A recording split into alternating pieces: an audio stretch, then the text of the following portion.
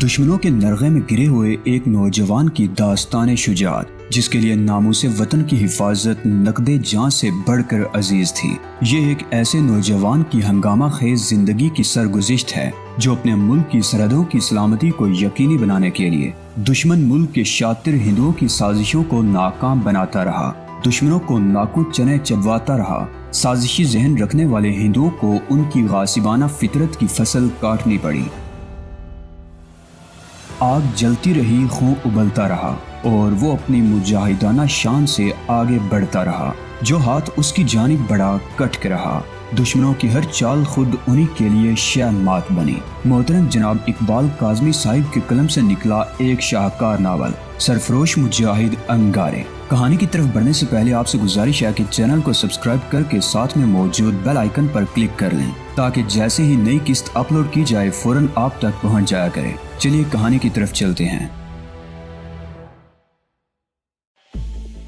سالم سنگھ انسان سے بیڑیا بن گیا۔ وہ بہت ظالم آدمی تھا۔ اس نے رایا کو بھی اپنے ظلم و ستم کا نشانہ بنانا شروع کر دیا۔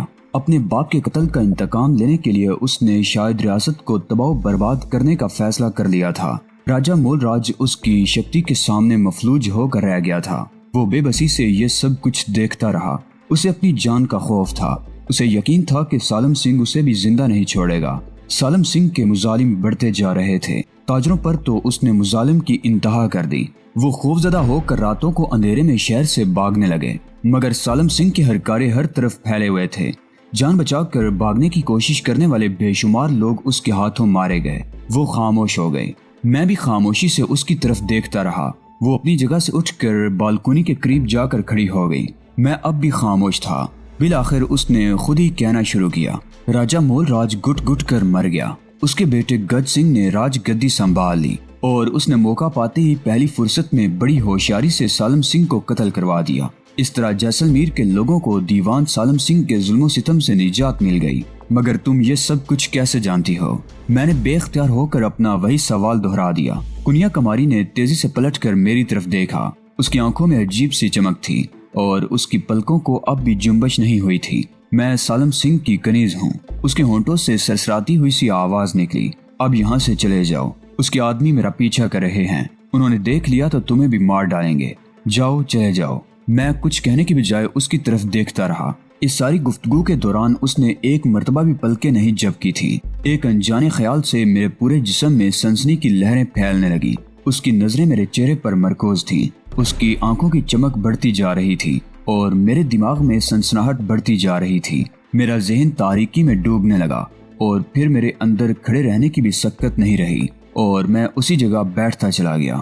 وہ آواز بہت دور سے آتی ہوئی محسوس ہو رہی تھی۔ کوئی میرا نام لے کر پکار رہا تھا، مہابیر، مہابیر، کہاں ہو تم؟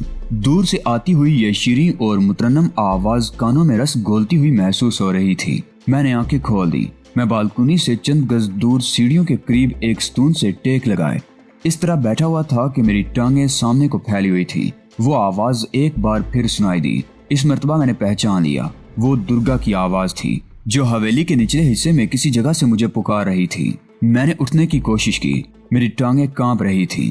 مجھے اپنے پیروں پر کھڑا ہونے میں کچھ وقت لگ گیا۔ میرے دماغ میں آندیاں سی چل رہی تھی۔ راہداری سنسان پڑی تھی۔ وہاں کسی ذی روح کا وجود نہیں تھا۔ اس کے قدموں کے نشان تک نظر نہیں آ رہے تھے۔ وہ کہاں گئی؟ کیا وہ حقیقت تھی یا میں نے جاگتے میں کوئی خواب دیکھا تھا، یا وقت مجھے پیچھے لے گیا تھا کہیں بہت دور ماضی میں؟ میرا ذہن بری طرح الجھ گیا تھا۔ شاید ہمارے دماغ میں کچھ ایسے خلیے موجود ہیں جو گزرے واقعات کی ذہنی تصویر بھی اتار سکتے ہیں۔ شاید جو کچھ گزرتا ہے مرتا نہیں ہے، ہمارے آس پاس دھندلے دھندلے نقوش کی صورت میں خواب جیسی سلیف حالت میں موجود رہتا ہے۔ شاید کسی بہت حساس دماغ کا اینٹینا ٹی وی کی لہروں کی طرح انہیں گرفت میں لے کر دماغ کی اسکرین پر لا سکتا ہے۔ درگا کی آواز ایک بار پھر سنائی دی۔ وہ مجھے اپنے آس پاس نہ پا کر پریشان ہو رہی تھی۔ میں نے اپنے حواس مجتمع کیے اور تیزی سے سیڑھیاں اترتا ہوا نیچے آ گیا۔ مجھے حیرت کا ایک اور دھچکا لگا۔ جب میں حویلی میں داخل ہوا تھا تو راہداری تاریک اور سنسان تھی، اور جب اوپر سے بالکونی سے جھانک کر دیکھا تھا تو اس وقت بھی حویلی کے دروازے کے سامنے 2-3 آدمی دکھائی دیے تھے اور سامنے والی گلی سنسان پڑی تھی۔ لیکن اس وقت حویلی میں بہت سے سیاح موجود تھے۔ راہداریاں بالکل تاریک نہیں تھی، تاہم ملگجا سا اندھیرا تھا۔ लेकिन दूर से किसी को देखकर शिनाख्त किया जा सकता था। दुर्गा मुझे नजर आ गई। वो परेशानी से मुझे तलाश करती हुई इधर उधर घूम रही थी और फिर उसने भी मुझे देख लिया और तेज तेज कदम उठाती हुई मेरे करीब आ गई। अरे कहाँ गायब हो गए थे तुम महावीर? उसने मेरा बाजू पकड़ लिया, ऊपर चला गया था। मैंने सीढ़ियों की तरफ इशारा किया। मैं तो परेशान हो गई थी। दुर्गा बोली, आओ अब वापस चलें। अब इतना वक्त नहीं है कि कोई और हवेली देख सकें। कहीं बैठकर थोड़ी देर आराम करते हैं। हवेली में मौजूद सयाह भी वापस जा रहे थे। मैं दुर्गा के साथ बाहर की तरफ चल पड़ा। उसने अब भी मेरा एक हाथ पकड़ रखा था और बाज लोग मुड़ मुड़ कर हमारी तरफ देख रहे थे। हवेली के बाहर आकर मैं रुक गया और गर्दन उठाकर ऊपर बालकोनी की तरफ देखने लगा। क्या हुआ, क्या देख रहे हो? दुर्गा ने पूछा। मेरे साथ एक अजीब सी बात हुई है, मैंने जवाब दिया। मैं उसे कन्या कुमारी के बारे में बताते हुए झिझक रहा था कि वो मेरा मजाक उड़ाएगी। क्या? उसने सवालिया निगाहों से मेरी तरफ देखा। मैं चंद लम्हे खामोश खड़ा ऊपर बालकोनी की तरफ देखता रहा और फिर झिझकते हुए उस पुरस्कार वाक़े के बारे में बताने लगा जिसने मेरा दिमाग घुमा कर रख दिया था। और वही हुआ जिसका मुझे अंदेशा था। दुर्गा ने हल्का सा कहकहा लगाया और फिर अपने हाथ की पुष्ट से मेरी पेशानी को छूते हुए बोली, तुम्हारी तबीयत तो ठीक है ना महावीर? हाँ मैं ठीक हूँ। मैंने उसका हाथ हटाकर इधर उधर देखा। बाज लोग अजीब सी नजरों से हमारी तरफ देख रहे थे। वो शायद मेरा वाहिमा था या मैंने जागती आंखों से कोई ख्वाब देखा था। वो ना तो तुम्हारा वाहिमा था ना तुमने जागते हुए कोई ख्वाब देखा था। दुर्गा ने मुस्कुराते हुए कहा। क्या मतलब? मैंने उसे घूरा। इस इलाके में खूबसूरत गाढ़ लड़कियां घूमती रहती हैं जो सयाहों को बेवकूफ बनाने के लिए ऐसे ड्रामे करती रहती हैं। वो भी कोई गाढ़ लड़की होगी जो तुम्हें बेवकूफ बना गई, लेकिन वो गायब कहाँ हो गई? मैंने उलझी हुई नजरों से उसकी तरफ देखा। तुमने कहा है ना कि उसकी आंखों में अजीब सी चमक उभर आई थी और तुम्हारा जहन तारीकी में डूबता चला गया और तुम वहीं बैठ गए थे और फिर तुम्हारी आंख मेरी आवाज से खुली थी। दुर्गा ने कहा। हाँ ये दुरुस्त है। मैंने इस बात में सर हिलाया। वो लड़की यकीनन हिप्नोटिज्म जानती होगी। दुर्गा ने बदस्तूर मुस्कुराते हुए कहा। उसने तुम्हें हिप्नोटाइज कर दिया था। जरा अपनी जेबें टटोल कर देखो, वो तुम्हें कोई चप्पत तो नहीं लगा गई। मैं चंद लम्हे दुर्गा को घूरता रहा। वो मेरा मजाक उड़ा रही थी, लेकिन उसके दोबारा कहने पर जब मैंने अपनी जेबों को टटोला तो मेरे मुंह से बेख्तियार गहरा सांस निकल गया। वो पुरस्कार लड़की कन्या कुमारी वाकई मुझे चपत लगा गई थी। मेरी जेबें खाली थीं। गुंजान आबादी वाली तंग सी गलियों से गुजरकर हम उस कुशादा गली में आ गए जहां हमारी कार खड़ी थी। दुर्गा ने दरवाजा खोलकर ड्राइविंग सीट संभाल ली और मैं पैसेंजर सीट पर बैठ गया। कार गलियों से निकलकर एक बारौनक सड़क पर आ गई। शाम का अंधेरा गहरा हो चुका था और बाजार में बरकी कुमकुमों की रंग बिरंगी रोशनियां जगमगा उठी थी। मैं अपनी सीट पर खामोश बैठा कभी सामने और कभी खिड़की से बाहर देखने लगता। क्या हुआ महावीर? दुर्गा ने मेरी तरफ देखते हुए कहा। तुम यकयक खामोश क्यों हो गए? कुछ नहीं, कुछ भी नहीं हुआ, मैंने गहरा सांस लेते हुए कहा। समझ गई। दुर्गा के होंठों पर मुस्कुराहट आ गई। तुमने इस वाकया का जरूरत से ज्यादा ही असर लिया है। अरे भूल जाओ इस बात को। बड़े शहरों में इस किस्म के वाकयात रोनुमा होते ही रहते हैं। बस जरा होशियार रहने की जरूरत है। उस लड़की ने किस खूबसूरती से मुझे बेवकूफ बना दिया। मैंने कहा। उसने कितनी शानदार कहानी गढ़ी थी। मैं तो उसकी बातों के शहर में खोकर माजी में पहुंच गया था और ये महसूस करने लगा था जैसे सब कुछ अपनी आंखों से देख रहा हूँ। अगर वो इतनी शानदार कहानी ना गढ़ती तो तुम उसके जाल में कैसे फंसते? दुर्गा ने कहा। वो पलकें झपके बगैर मुसलसल तुम्हारी तरफ देखती रही थी, जिसका मतलब था कि वो बातों के दौरान तुम्हें ट्रांस में लेने की कोशिश कर रही थी और बिल आखिर इसमें कामयाब हो गई। हाँ शायद ऐसा ही हुआ था, लेकिन अरे भूल जाओ सब कुछ। दुर्गा ने हाथ स्टीयरिंग से हटाकर मेरी रान पर मारा। बस आइंदा जरा मोहतात रहना। मैं उछल पड़ा। मुझे दुर्गा से इस बेतकल्फी की तवक्को नहीं थी। उसने हाथ हटाकर दोबारा स्टीयरिंग पर रख लिया। अगले चौक पर हमारी गाड़ी ट्रैफिक जैम में फंस गई। गाड़ियों के हार्नों की आवाजों से कान पड़ी आवाज सुनाई नहीं दे रही थी। तंग सा बाजार था और उस ट्रैफिक में मिनी ट्रक भी नजर आ रहे थे। कारें भी ऊंट गाड़ियां और गधा गाड़ियों के अलावा ऑटो रिक्शा और साइकिल रिक्शे भी नजर आ रहे थे। पता चला कि आगे चौक पर एक बड़ा माल बरदार ट्रक फुटपाथ से टकराकर उलट गया था, जिसकी वजह से रास्ता ब्लॉक हो गया था। सड़क के फुटपाथ दुकानदारों ने अपना सामान फैलाकर घेर रखे थे, जिससे ट्रैफिक में मजीद रुकावट पैदा हो गई थी। दुर्गा ने अपनी कार बड़ी मुश्किल से हुजूम से निकालकर एक तंग सी गली में मोड़ दी। बाज छोटी गाड़ियां और ऑटो रिक्शे इस गली से भी निकलने की कोशिश कर रहे थे। अजीब सी हड़बोंग मची हुई थी। जिसको जिस तरह रास्ता नजर आता उस तरफ अपनी गाड़ी घुसाए लिए जा रहा था। तकरीबन आधे घंटे बाद कई तंग गलियों के चक्कर काटकर بالآخر ہم ایک اور بازار میں نکل آئے اور پھر مختلف سڑکوں پر گھومنے کے بعد مین بازار میں پہنچ گئے۔ درگا ادھر ادھر دیکھ رہی تھی اور بالآخر اس نے ایک بہت بڑے شاپنگ سینٹر کے سامنے کار روک کر انجن بند کر دیا اور اپنی طرف کا شیشہ چڑھانے لگی۔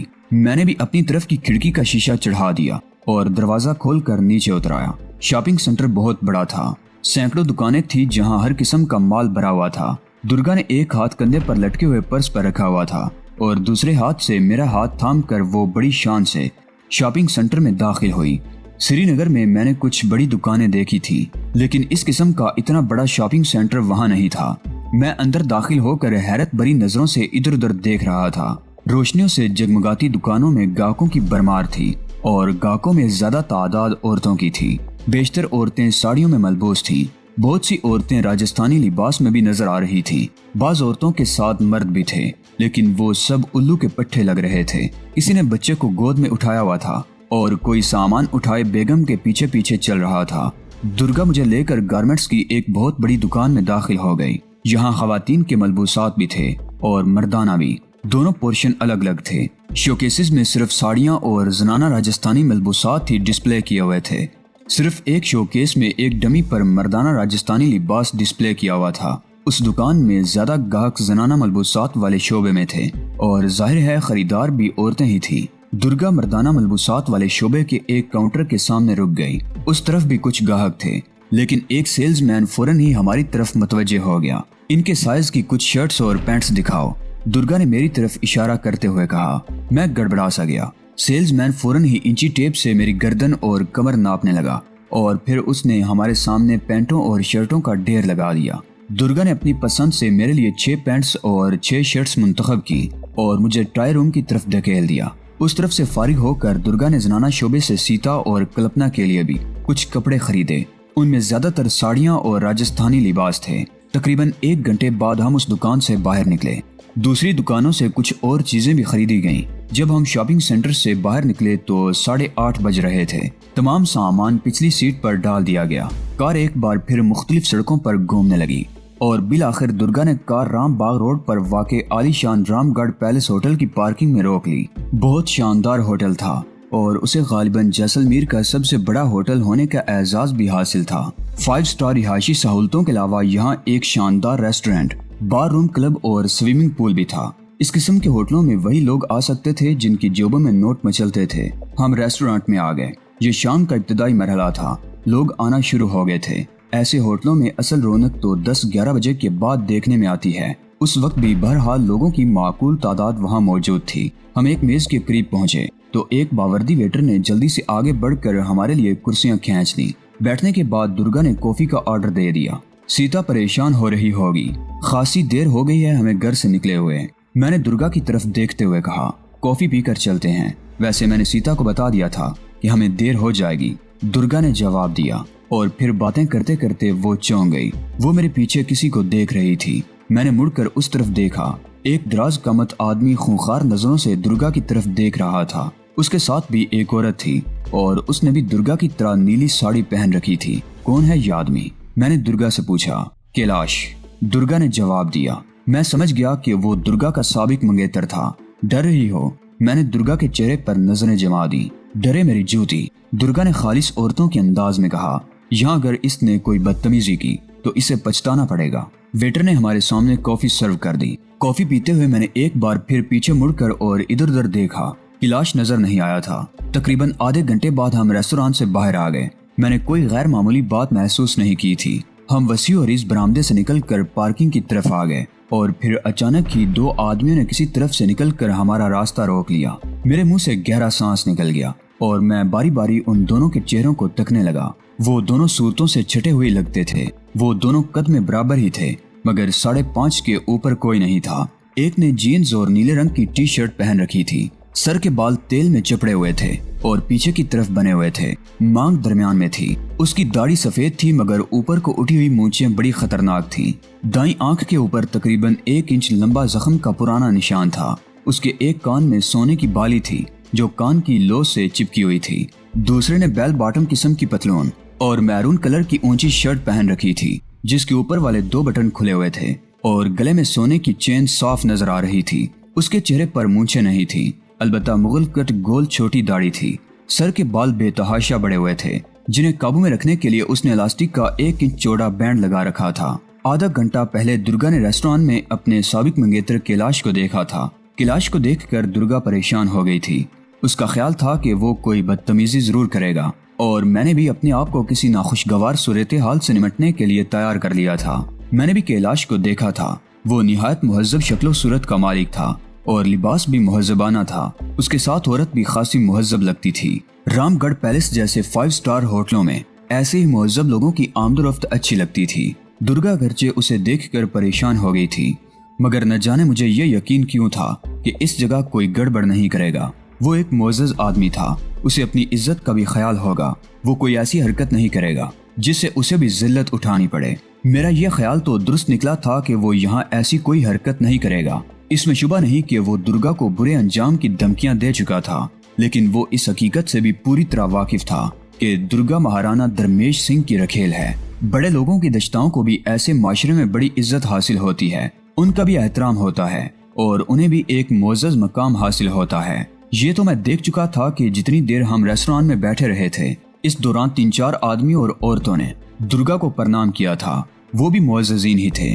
آگے پیچھے خود وہ درگا کو طوائف سمجھ کر گالیاں دیتے ہوں گے، مگر اس کے سامنے تو وہ لوگ اس کا احترام کرنے پر مجبور تھے۔ کیلاش خود سامنے نہیں آیا تھا، مگر اس نے 2 غنڈے بھیج دیے تھے اور ان غنڈوں کا انتظام بھی اس نے شاید ٹیلی فون کے ذریعے کیا تھا۔ ان دونوں غنڈوں کو سامنے دیکھ کر درگا کی آنکھوں میں وحشت سی بھر گئی۔ اس نے میرا ہاتھ تھام لیا، میرے دل کی دھڑکن بھی تیز ہو گئی۔ چند روز پہلے میں سیتا کی حویلی میں 2 غنڈوں سے نمٹ چکا تھا اور مجھے کچھ آئیڈیا ہو گیا تھا کہ ایسے لوگوں سے کس طرح نمٹنا چاہیے۔